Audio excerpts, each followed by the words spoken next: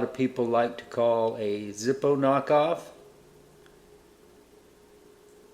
And if you want to do that, I'm not going to get too up in arms about it.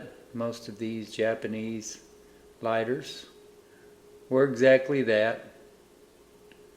Knockoffs of other lighters that came before them, and a lot of those were Zippos.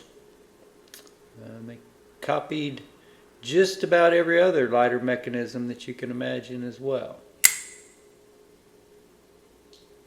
That may be a little bit of a stretch, but you do see that during that period of the Allied occupation of Japan, there didn't appear to have been any attention paid to patent infringements or anything like that.